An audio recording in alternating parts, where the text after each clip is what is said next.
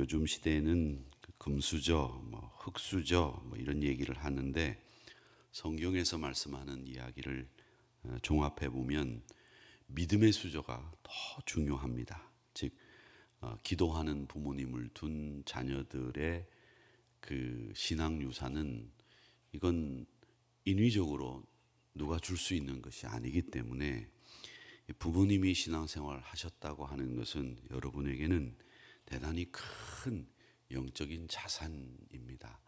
그러니까 우리 자녀들도 여러분들이 신앙생활 하면서 여러분들이 그 자녀들을 위해서 기도하시는 것이 우리 자녀들이 얼마나 소중하게 생각하고 있는지를 알려주셔야 되고 또 우리 자녀들이 알아야 된다고 생각을 합니다. 존 웨슬리는 우리 감리교와 성결교회 신학을 구성하는데 가장 유력한 인물이었고 지금도 감리교와 우리 성결교회 신학은 존 웨슬리 이렇게 얘기를 합니다. 근데 이 존 웨슬리의 어머니 수산나 웨슬리는 그렇게 부유하지도 않았고 오히려 가난과 결핍 15아이를 낳았거든요. 그 중에서 9명이 세상을 떠났습니다. 그러니까 그 일찍 세상을 떠나는 깊은 상처 속에서 9명이 죽었으니까요. 얼마나 힘들었겠습니까? 그 수산나 웨슬리는 그렇게 15을 낳고 9명이 세상을 떠나는 상처를 입었지만 그녀는 이 자녀들을 위한 신앙 교육을 포기하지 않았습니다. 일주일에 하루씩 자녀 한 명 한 명을 불러서 성경을 읽히고 기도하게 했습니다. 심리학자들은 그런 얘기를 합니다. 뭐라고 얘기하느냐면 하루 30분의 부모와의 대화가 아이의 일생을 바꾼다라는 말을 합니다. 그 작은 시간 동안 한 명 한 명의 아이들이 어머니의 눈물을 보고 어머니의 기도를 보고 자랐기 때문에 이 영국 영적 부흥의 토양을 거기에서 웨슬리는 배웠고 체험했다 이렇게 이야기를 합니다. 존 웨슬리 운동, 부흥 운동이라고 하는 것은 우리 교회에서 이렇게 이야기하니까 우리 성결교 교인들도 그렇고 감리교 교인들도 그렇고 웨슬리의 영국 부흥 운동이 그렇게 대단했나 이런 생각을 할 수 있습니다. 그런데 많은 역사가들이 증언하고 영국 역사를 공부하다 보면 이 존 웨슬리의 부흥 운동이 꼭 나옵니다. 그리고 꼭 나올 뿐만 아니라 이 웨슬리의 부흥 운동이 영국을 혁명 없는 나라로 만들었다 이렇게 이야기를 합니다. 영국의 역사학자인 엘리자베스 월포드라고 하는 분과 또 미국의 역사학자인 앨런 길보트라는 사람, 톰 포커스 이런 사람들은 한 목소리로 이 농경, 봉건, 왕정주의 체제의 사회가 산업화 사회로 넘어가면서 혁명이 안 일어난 나라가 유럽에는 딱 두 나라밖에 없습니다. 그 두 나라가 한 곳이 영국이고 하나가 네덜란드입니다. 더치라고 하는 그 네덜란드라고 하는 화란이라고 불리는 그 나라가 이 부흥 운동으로 인해서 이 산업혁명 같은 이런 역사들이 일어나면서 이 대규모 유혈 사태의 혁명이 일어나지 않았던 나라입니다. 그 중에 영국은 가장 대표적으로 영국은 이 왕정, 봉건 이런 사회에서 산업화 사회로 넘어가면서 혁명이 없었던 나라로 유명한데 그 혁명이 없었던 이유 중에 가장 큰 축을 뭐라고 생각하느냐면 웨슬리의 부흥 운동이 영국의 혁명을 만들지 않았다. 만약에 웨슬리의 부흥 운동이 없었다면 영국도 이 혁명을 피하기가 어려웠을 거다 이렇게 이야기를 합니다. 그 웨슬리의 부흥 운동이 하층 계급의 분노를 복음으로 흡수했기 때문에 18세기 영국 노동자들은 아주 극도로 열악한 노동이나 또 어린이 공장 노동 같은 것이 있었고 임금 착취, 계급 불평등 이런 혁명 직전의 분노를 영국 사회도 가지고 있었거든요. 여러분 아시는 것처럼 그 유명한 이 코미디언 그분이 나와서 모던 타임스라고 하는 영화가 우리나라에서는 개봉이 안 되던 영화가 이제 민주화 사회가 되면서 제일 먼저 개봉된 영화였었죠. 이 채플린의 그 이렇게 우스꽝스러운 이 코수염으로 이 렌치인가요? 이런 걸 가지고 계속 이렇게 이 톱니바퀴를 이렇게 조이는 이런 상징의 영화가 나왔던 것도 사실은 영국 사회가 가장 불평등한 구조를 가지고 있었거든요. 그런데도 그분들이 분노가 혁명으로 터지지 않고 부흥운동과 신앙적인 회심으로 바뀌어지면서 혁명이 일어나지 않는 유일한 사회가 됐습니다. 웨슬리는 이 노동자들, 광부들 또 가난한 서민들을 찾아가서 설교를 많이 했는데 그때 설교한 내용이 뭐냐면 여러분들은 하나님의 형상을 가지고 있는 분들입니다. 하나님이 여러분을 사랑합니다. 여러분의 삶은 변화될 수 있습니다. 성령은 절망의 사람을 일으키시는 능력의 하나님이십니다. 이렇게 설교를 했다라고 하는 것이죠. 그렇게 이 혁명을 일으키지 않은 영국 사회를 만들 수 있었던 존 웨슬리는 바로 수산나 웨슬리, 그 어머니의 신앙 교육과 그분의 기도가, 눈물의 기도가, 조용한 눈물의 기도가 결국 그 세대를 뛰어넘는 영국 사회를 바꾸는 열매를 맺게 했다라고 하는 겁니다. 오늘 이 신앙의 열매와 부모의 기도 이 이야기를 하는 이유는 오늘 요셉 자손들이 뽑은 여리고 샘 동쪽의 그 지역 분배받은 땅에 대한 이야기를 하고 있는데 요셉의 신앙이 그의 아들들인 에브라임과 므낫세로 이어지는 것을 보여주고 있습니다. 요셉은 원래 노예 아니었습니까? 억울한 죄수였고 낯선 땅의 국무총리였습니다. 환경이 계속 바뀌었습니다. 그런데도 불구하고 요셉의 신앙은 처음부터 끝까지 흔들리지 않았다는 거죠. 이 믿음이 결국 두 아들 에브라임과 므낫세에게 넘어가게 되고 이 두 아들의 자식들이 결국 한 지파씩을 이루어 가지고 사실은 요셉 지파는 없지요. 요셉 지파는 없고 그 요셉을 대신해서 두 지파, 므낫세 지파와 에브라임 지파가 생기면서 요셉은 한 명이면서도 두 지파를 형성하는 큰 사람이 되었다라고 하는 겁니다. 그리고 야곱은 이 므낫세와 에브라임 두 아들을 내 아들로 달라 이렇게 이야기를 하죠.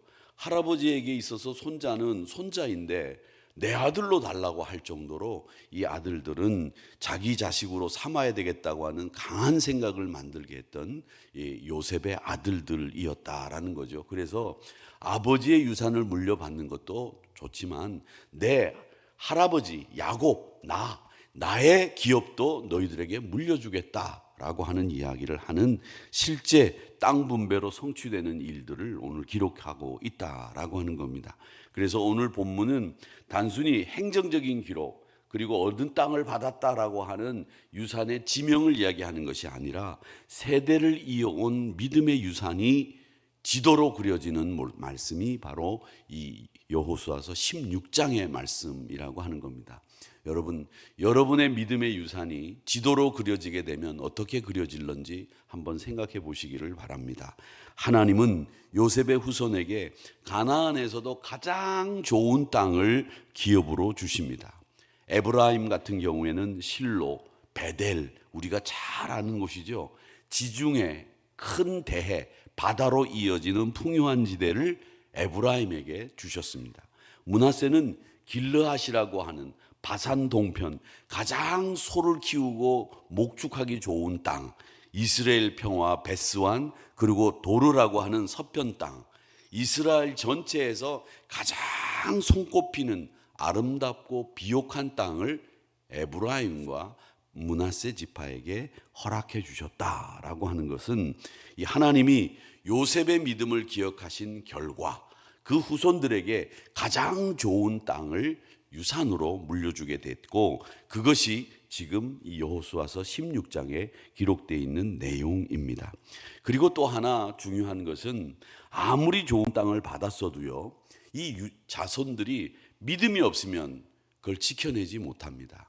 아무리 부모가 부자고 아무리 천지를 호령하는 부모가 권력을 가지고 있다고 하더라도 이 자손들이 그걸 이어받을 그릇이 못 되면 그걸 한순간에 다 날리는 것을 저는 많이 봤습니다. 여러분들도 많이 보셨을 겁니다. 아무리 큰 재산을 물려줘도 그걸 관리하지 못하는 자손들이 그걸 다 까먹는 일들, 이런 일들은 우리가 흔하게 본 일 아니겠습니까? 그러니까 제일 중요한 것은 오늘 충격적인 말을 하고 있는데, 그게 뭐냐면 이 게셀의 가나안 사람을 쫓아내지 못했다, 이런 말씀이 나옵니다. 어제도 여부수 족속을 남겨뒀다는 말씀을 제가 드리면서 그것이 다음 세대에게 짐이 됐고 다른 사람들에게 짐이 됐다, 이렇게 말씀을 드렸는데, 이 요셉의 자손은 좋은 땅을 받았습니다. 그런데 그 땅을 믿음으로 정복하는데 실패했어요. 왜 그랬느냐? 거인족 르바임이라고 하는 족속이 있었는데 그 거인족 르바임 족속을 두려워했고 철병거를 가지고 있는 이 가나안 족속이 부담이 됐던 겁니다. 결국 싸우는 대신에 그 사람들을 노예 삼아서 세금을 받고 조공을 받는 편법을 택한 거죠. 이건 하나님의 방법이 아니잖아요. 하나님의 방법은 가나안을 진멸해라, 그 문화를 완전히 없애라, 하나님을 섬기는 나라로 만들어라, 이렇게 말씀하셨지, 걔네들을 종 삼아서 조공이나 받고 그리고 그 사람들에게 세금만 받는 편법을 써서라도 너희들이 그 땅을 차지해라, 이렇게 말하지 않으셨거든요. 그러니까 겉보기에는 합리적이고 겉보기에는 아주 괜찮은 선택을 한 것처럼 보이지만 노동력을 확보한 것처럼 보이죠. 이득을 얻은 것 같죠. 위험을 최소화하고 서로 죽이고 죽이는 일이 없었기 때문에 정말 잘했다, 이렇게 생각할 수 있는데, 요즘 말로 이야기하면 합리적인 판단, 이성적인 생각, 이렇게 이야기하고 있는데 이건 하나님의 기준에서 보면 불순종이에요. 이건 하나님의 기준에 보면 타협이라고 하는 겁니다. 도널드 캠벨이라고 하는 설교학자는 그런 얘기를 합니다. 성도가 이 죄를 애지중지하고 또 관대히 두게 되면 그 죄는 언제나 어느 때인가 일어나서 그를 지배하게 된다, 이런 말을 했습니다. 그러니까 여러분, 우리가 가지고 있는 죄성을 그냥 내버려 두고 방치를 해두면 그건 언젠가 다시 뚫고 나온다는 거예요. 항상 그렇죠. 운동 실력도 그렇죠. 운동 실력도 처음에는 아주 잘하는 것 같아 보여요. 그런데 시간이 지나면 제 실력이 나타나게 돼 있어요. 축구도 그렇고 농구도 그렇고 어떤 것이든지 간에 그 실력은 결국은 드러나게 돼 있거든요. 그렇듯이 이 죄도 말이죠. 우리가 그냥 내버려 두고 관대히 방치해 두면 이 녀석은 언젠가는 우리를 지배하게 된다는 거예요. 그렇기 때문에 늘 다스리고 관리하고 말씀으로 지도받고 기도하면서 우리를 하나님의 사람이 될 수 있도록 무릎 꿇고 하나님의 뜻을 바라고 살아야지, 그냥 타협하고 지금 아무렇지도 않으니까 내버려 뒀다가는 문제가 생기게 된다라고 하는 겁니다. 결국 이렇게 타협했던 것들이 여호수아 시대가 지나고 난 뒤에 사사 시대가 되고 나서 어떻게 됩니까? 다 올라오지 않습니까? 다 올라와서 결국은 이스라엘을 지배하는 강한 세력이 되고, 사사시대의 성경은 뭐라고 얘기를 합니까? 자기의 소견대로, 자기의 뜻대로 그렇게 사는 사람들이 됐다라고 하는 것이 사사기에 제일 먼저 나오는 말씀 아닙니까? 자기 소견대로 살았다라고 하는 것. 오늘이 남긴 타협이 내일의 패배가 되는 겁니다. 오늘에 남긴 타협이 내일은 우리를 실패하게 만드는 요인이 된다라고 하는 겁니다. 그러니까 문제는 전력이 아니에요.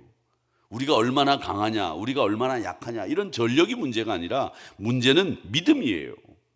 철병거가 문제가 아니고 거인족이 문제가 아닙니다. 하나님이 함께 하시면 충분히 이길 수 있는 존재인데도 불구하고 믿음이 주저앉으니까 거기서 타협하는 거예요. 거기서 그냥 합리적인 판단이라고 자기를 합리화시키면서 그 사람들의 요구를 받아들이고 그냥 주저앉아 버린다는 겁니다. 거인이 크면 얼마나 큽니까? 그런데 사람의 눈에는 거인이 굉장히 커 보이죠. 그게 뭐냐 하면 문제만 보기 때문에 거인이 커 보이는 거예요. 근데 문제를 보지 않고 뭘 봤어야 되느냐? 하나님을 봤어야죠. 하나님의 능력을 봤어야죠. 그런데 사람은 항상 문제만 보는 거예요. 철병거가 보이고 거인이 보이고 하나님은 안 보이니까 타협하고 합리적인 판단을 했다, 이렇게 이야기를 하는 거죠. 그러니까 이 믿음의 유산은 여러분들이 물려줘야 될 이 믿음의 유산이라고 하는 것은 믿음의 실천으로 완성되는 겁니다. 그러니까 요셉의 후손처럼 귀한 기업을 받은 우리들이, 또 귀한 기업을 물려주는 우리들이, 기업을 받은 우리의 자손들이 말이죠, 합리적인 판단이 아니라 하나님의 뜻대로 판단할 수 있도록, 그리고 하나님의 말씀대로 살 수 있도록 이 신앙을 잘 흘려보내야 되고, 항상 그들이 믿음으로 살 수 있도록 여러분들이 이 수산나 웨슬리처럼 요한 웨슬리에게, 존 웨슬리에게 그런 신앙의 훈련을 시켰듯이 가정에 흐르는 신앙의 전통을 세워나가야 되겠다라고 하는 겁니다. 그래서 여러분, 교회의 말씀과 은혜, 무엇보다도 우리 주님이 십자가로 주신 이 신앙의 유산을 가볍게 여기지 마시고 여러분의 자손들에게 믿음으로 이어주시는, 흘려보내시는 여러분들이 되시기를 바랍니다. 믿음으로 개척한 우리의 땅을 믿음의 자손들에게 잘 이어받을 수 있도록 여러분들이 물려줄 뿐만 아니라 그것이 우리에게는 남겨둔 불순종이 되지 않도록 여러분들에게는 믿음의 기업으로 믿음의 자손들에게 믿음의 실천을 할 수 있도록 이어주는 역사가 여러분 가정 안에서 날마다 일어나게 되기를 주님의 이름으로 축복합니다.